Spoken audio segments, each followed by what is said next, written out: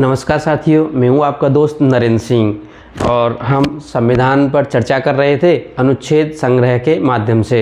और अनुच्छेद संग्रह के माध्यम से हमने चर्चा करते हुए संविधान के कई अनुच्छेदों का अध्ययन कर लिया था और उनके बाद हमने सुप्रीम कोर्ट का अध्ययन किया था। और सुप्रीम कोर्ट के बाद जो भी आता है उसका हम आज और चर्चा करेंगे और समझेंगे उनके बारे में क्या प्रावधान किए गए हैं।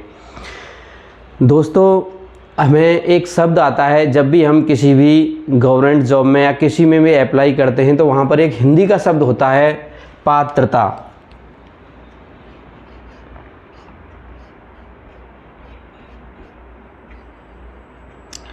पात्रता एक शब्द होता है। अब इसे अलग देखें तो एक होता है पात्र शब्द, सभी जानते हैं, नहीं तो जान लें। पात्र, पात्र का मतलब होता है बर्तन। अब पात्रता अर्थात जिस पद पर जा रहे हैं उस पद को क्या मान लें हम, पात्र। जो पद है, मान लीजिए हम पुलिस में कांस्टेबल के लिए या एसआई के लिए या आरएस के लिए या आईएएस के लिए हम भर रहे हैं तो वो क्या है, एक पात्र है। यदि वो पात्र है और उस जैसी यदि हमारे अंदर कैपेसिटी है, क्षमता हमारे अंदर आ जाती है तो उसी को क्या कहेंगे हम, पात्रता। न कि किसी क्वालिफिकेशन को करने से। अर्थात हमें इस शब्द को सही ढंग से समझना होगा और हमें उसका मतलब समझ के और उसका अर्थ वहाँ पर समाहित करना होगा और उस जैसी क्वालिटी अपने आप में डेवलप करनी होंगी। जिस दिन हम उस कैपेबिलिटी को या किसी उस क्षमता को हम विकसित कर लेते हैं तो उसी दिन हम उसके पात्र बन जाएंगे या पात्रता हमें मिल जाएगी। और जब हमारे अंदर इस तरह की पात्रता आ जाएगी तो हमें निश्चित रूप से सफल होने से कोई नहीं रोक सकता। तो हमें पात्र बनना होगा किसी भी पद के लिए पहले, और तब जाकर के हम अप्लाई करते हैं तो हमें सफलता प्राप्त करने में ज़्यादा आसानी रहती है। और उसके लिए निश्चित रूप से हमें अच्छे व्यवहार की या ये कहें आदतों की आवश्यकता होती है। यदि हमारी आदतें अच्छी होती हैं तो हमारी दिनचर्या अच्छी होती है और दिनचर्या से हमारा जो हमारी एक चरित्र है वो निर्मित होता है। चरित्र, व्यवहार से हमारी जो भविष्य बनता है, फिर व्यवहार बनेगा अच्छा तो उससे हमारा भविष्य भी अच्छा होगा। तो इस तरह से हम यदि अपने आप में आदतों को बदल लें, अपनी को अच्छी आदतें डालें, जो भी हमारे माँ बाप और गुरु जो प्रथम होते हैं, हमारे गुरु माने जाते हैं माँ बाप, यदि हम उनकी बातों का सही तरीके से अनुसरण करें और अपने गुरुओं को सही तरीके से मार्गदर्शन को प्राप्त करें और उनसे सीखने की अभिलाषा रखें तो निश्चित रूप से हमें पात्र बनने से कोई नहीं रोक सकता और हम निश्चित रूप से पात्र बनेंगे। तो साथियों, कहीं भी आपको प्रेरणादायी चीज़ों को खोजने की ज़रूरत नहीं है। यूट्यूब पर मोटिवेशन की ज़रूरत नहीं है, कहीं ढूंढते रहते हैं, वीडियो देखते रहते हैं, उनमें टाइम वेस्ट करने की ज़रूरत नहीं है। हमें सिर्फ अपनी आदतों को इस तरीके से करना है जिस तरीके से आपके माता पिता या आपके गुरु चाहते हैं, क्योंकि वे निश्चित रूप से आपका भला चाहते हैं। तो इन्हीं शब्दों के साथ हम आज का वीडियो शुरू कर रहे हैं और हमने अभी तक जो संविधान है उसके 5वें भाग को कंप्लीट कर रहे थे। 5वां भाग संघ सरकार से संबंधित होता है और संघ सरकार को हमने जान लिया था अच्छी तरीके से। फिर उसके बाद में संघीय सरकार में जो न्यायालय है या अर्थात न्यायपालिका है उसको हमने 124 से अनुच्छेद से लेकर के 147 तक जाना था। और वहाँ पर हमने देखा था कि जो सुप्रीम कोर्ट है उसके पास बहुत पावर है और वो एक स्वतंत्र निकाय है, इस तरह से हम कह सकते हैं, एक तरह स्वतंत्र है, वो विधायिका के अधीन नहीं आता। उससे आगे हमारे संविधान निर्माताओं ने और भी कुछ चीज़ें की थी जिससे कि विधायिका पर नियंत्रण रखा जा सके, वो अपनी मनमानी न करें। उसके लिए व्यवस्था, जैसे धन के संबंध में हमने जाना था कि संसद जो है धन को निकाल सकती है और निकाल के उसके बजट या विनियोग विधेयक के माध्यम से निकालती है और उसे खर्च करती है। अब वो तो निकालेंगे, जैसे भी परिस्थितियां हैं, जैसा भी समय है, तो उस धन को सदुपयोग हो यह सुनिश्चित करने के लिए भारतीय संविधान में एक अधिकारी बनाया गया है, जिसे कहते हैं नियंत्रक महालेखा परीक्षक, शॉर्ट में CAG कैग भी कहते हैं इन्हें। तो जान लेते हैं इनके इतिहास को पहले कि जो नियंत्रक महालेखा परीक्षक हैं ये कब से शुरू हुए हैं। भारत में जब ब्रिटिश शासनकाल था तो ईस्ट इंडिया कंपनी का शासन था सबसे पहले, और 1858 में भारत में east India company Britain crown के अंडर में आ गई थी। तो वहाँ की संसद ने उस पर नियंत्रण रखने के लिए महालेखा परीक्षक की नियुक्ति की थी 1860 में। तो उसके बाद से लगातार भारत में इस तरह का पद बना रहा है, जिससे कि यहाँ की जो विधायिका या कार्यपालिका है उस पर नियंत्रण रखा जा सके, पारदर्शिता बनाई जा सके। 1860 में महालेखा परीक्षक सर एडवर्ड ड्रॉमोंड की नियुक्ति की गई थी। तो ये जो नियुक्ति है कब से चली आ रही है? 1860 से। अब जैसे ही भारत आज़ाद होता है तो भारत आज़ाद होने के बाद भी इसी तरह की व्यवस्था बनी रहती है, और लेकिन उनका नाम थोड़ा सा बदल जाता है, नियंत्रक महालेखा परीक्षक कर दिया जाता है, और कैग अर्थात controller and auditor general of India, तो ये हो जाता है नियंत्रक महालेखा परीक्षक भारत में, जो कि हमारे धन को विनियोग सही ढंग से किया जाए, सही ढंग से खर्च हो, इसको देखने का काम करता है। इनके पास भी सर्वोच्च न्यायालय की तरह काफ़ी शक्तियां हैं, बहुत ही महत्वपूर्ण पद है भारत में संसदात्मक प्रणाली में। तो इसे हम यहाँ पे देखते हैं। अब 148 अनुच्छेद में बताया गया है कि भारत का एक नियंत्रक महालेखा परीक्षक होगा। तो यहाँ पर नियंत्रक महालेखा परीक्षक को नियुक्त करने का काम राष्ट्रपति करता है। इसकी नियुक्ति कौन करेगा? राष्ट्रपति।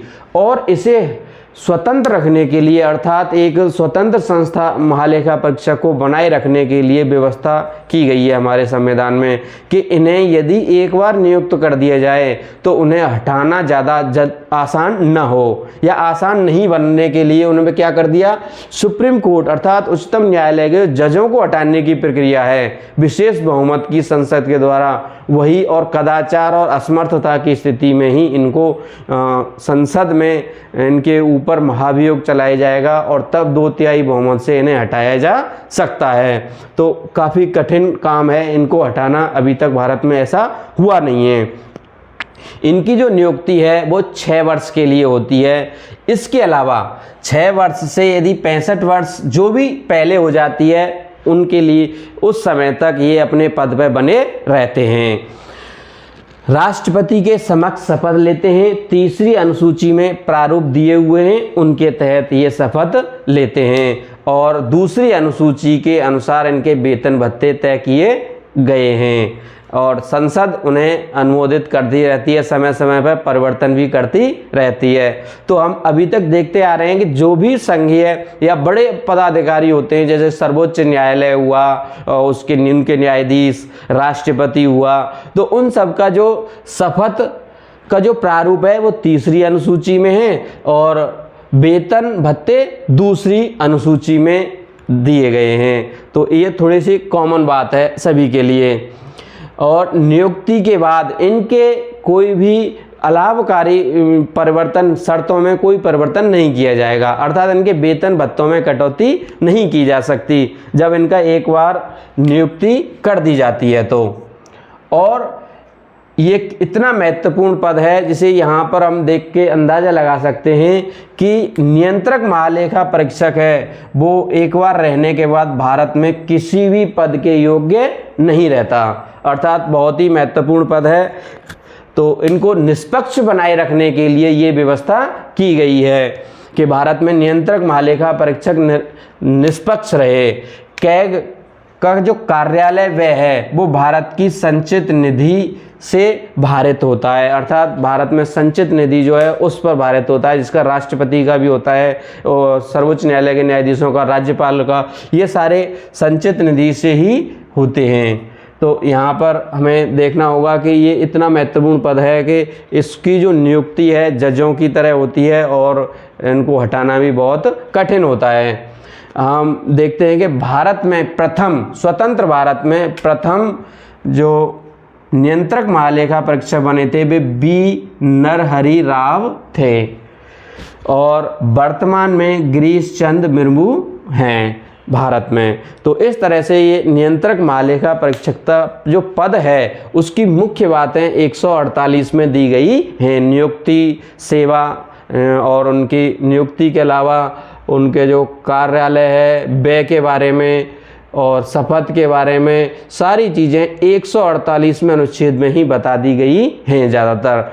अब 149वां अनुच्छेद भी इन्हीं से संबंधित है और वो महानियंत्रक महालेखा परीक्षक के कर्तव्य और शक्तियों के बारे में बताता है। इनका जो कर्तव्य और या ये कहें शक्तियाँ, वो संघ और राज्य की लेखाओं की जांच करने का है, अर्थात राष्ट्रपति के द्वारा कोई भी अन्य चीज़ का भी या अन्य निगमों का भी जांच की करवाने की इनको शक्ति दी जा सकती है। लेकिन जो भी बजट होता है उसका ये जांच करते हैं कि किस तरह से धन का खर्च निकाला गया है, किस तरह से उसको खर्च किया गया है या नहीं नियमानुसार। तो ये देखते हैं और राज्यों के भी देखते हैं ये प्रत्येक राज्य के। और राज्यपाल यदि चाहे तो राज्य में यदि कोई निगम है तो उसको भी लेखाओं को देखेंगे, ये इनको शक्ति मिल जाती है। अनुच्छेद 150 संघ और राज्य के लेखाओं का प्रारूप तय करने का काम controller editor general of India का होता है, अर्थात किस प्रारूप में तय किया जाएगा जो भी खर्च हुआ है उसको किन मानदंडों पर देखा जाएगा, तो उनको तय करने का काम नियंत्रक महालेखा परीक्षक का होता है भारत में। ये हमारे अनुच्छेद 150 के अंतर्गत वर्णित है। और 151वां जो अनुच्छेद है वो भी कैग से ही अर्थात कंट्रोलर एडिटर जनरल से संबंधित है। ये 151वां अनुच्छेद बताता है कि जो नियंत्रक महालेखा परीक्षक है वो अपनी जो रिपोर्ट को राष्ट्रपति के समक्ष प्रस्तुत करता है। यदि संघ की लेखाओं की जांच की है उसने तो राष्ट्रपति के समक्ष प्रस्तुत करेगा और संसद में राष्ट्रपति रिपोर्ट को रखवाएगा दोनों सदनों में। और राज्यों के लेखाओं को राज्यपाल के समक्ष देता है और राज्यपाल उन्हें विधानमंडलों में रखवाता है, जो राज्य की विधायिका होती है उसमें रखवाता है।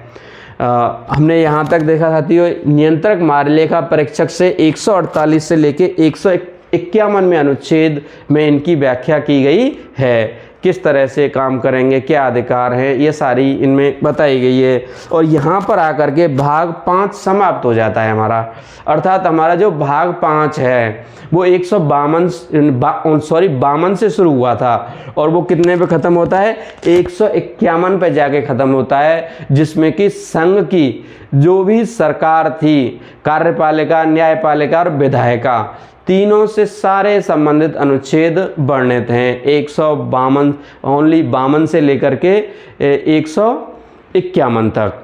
तो ये बहुत ही महत्वपूर्ण पद है, इसे आप नोट करें। हाँ, इसके बाद शुरू होता है भाग 6 और जो भाग 6 है वो 152 से शुरू होता है और ये राज्य की विधायिका, कार्यपालिका और न्यायपालिका के बारे में वर्णन होंगे यहाँ पर और उनको हम देखेंगे। तो सबसे पहले जैसे कि केंद्र में राष्ट्रपति के संबंध में प्रावधान थे, ऐसे ही यहाँ पर राज्यों के संबंध में जब हम जाते हैं तो वहाँ पर राज्यपाल के संबंध में प्रावधान मिलते हैं। तो देखते हैं 152, सबसे पहले 152वें अनुच्छेद में देखेंगे तो यहाँ पर राज्यों के अंदर, राज्य का मतलब राज्य के अंदर कौन कौन सी चीज़ें आएंगी, वहाँ की कार्यपालिका, विधायिका, न्यायपालिका शामिल होगी।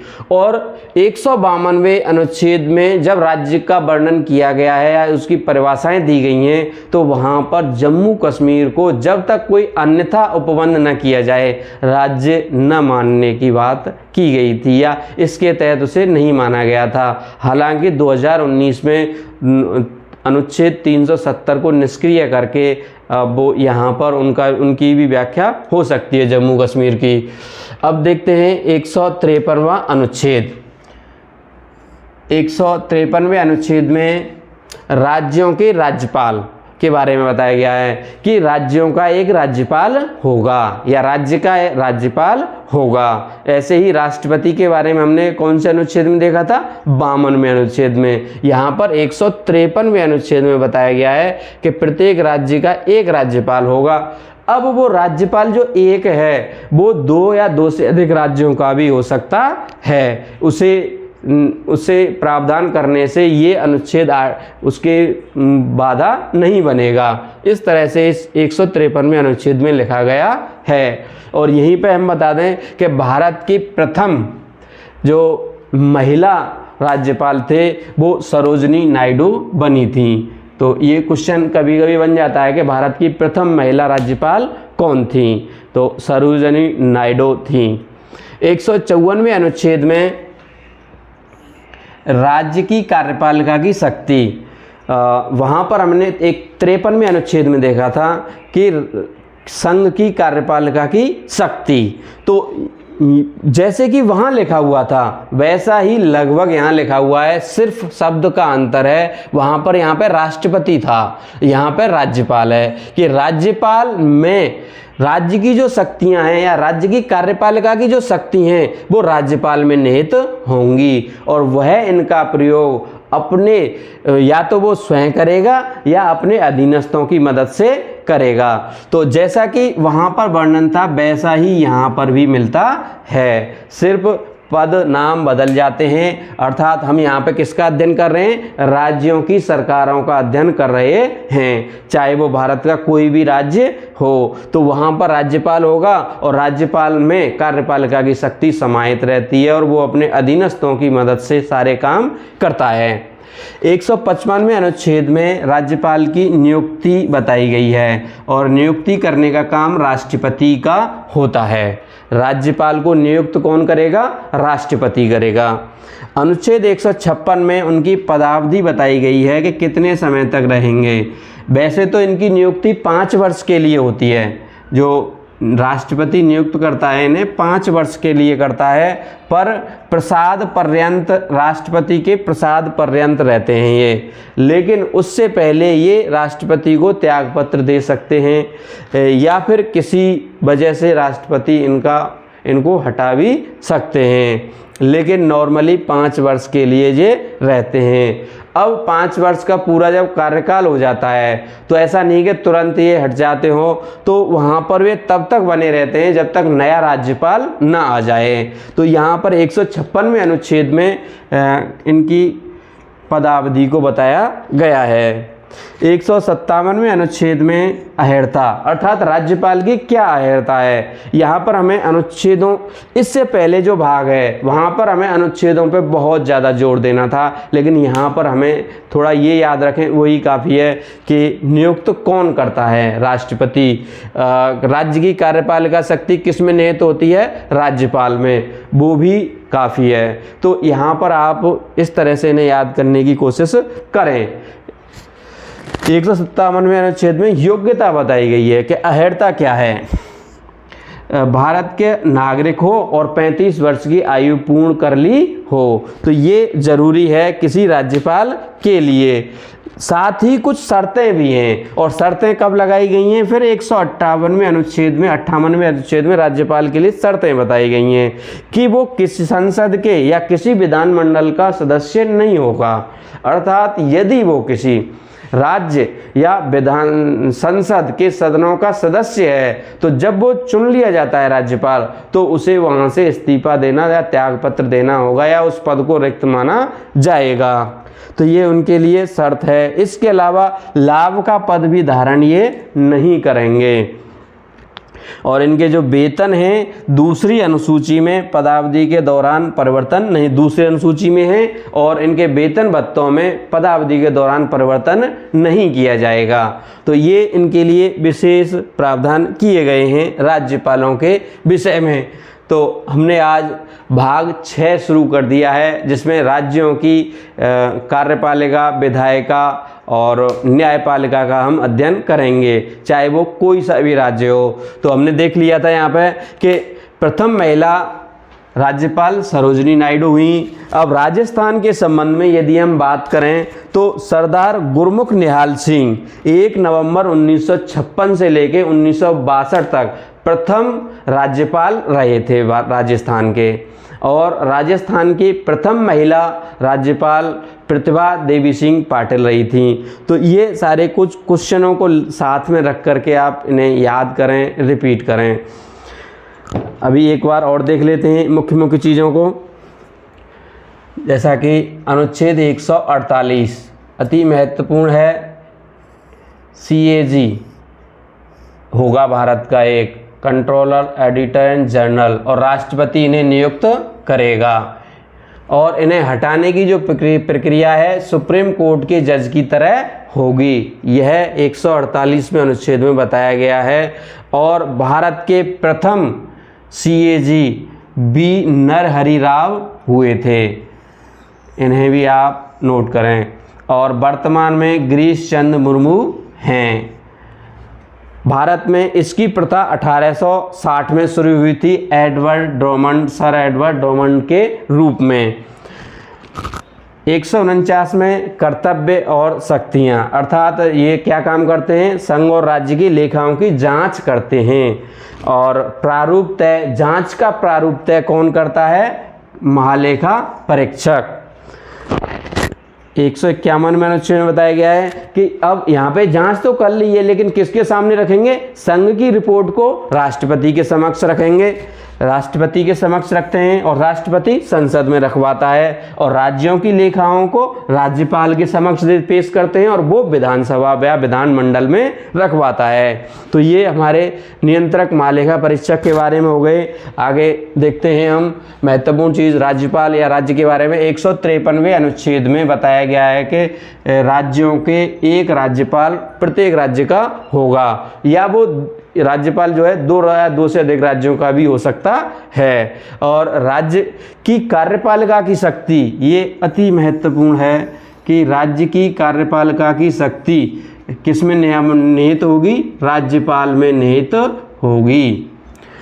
155वें अनुच्छेद के द्वारा बताया गया कि राज्यपाल की नियुक्ति कौन करेगा, राष्ट्रपति। राज्यपाल की नियुक्ति कौन करेगा, राष्ट्रपति।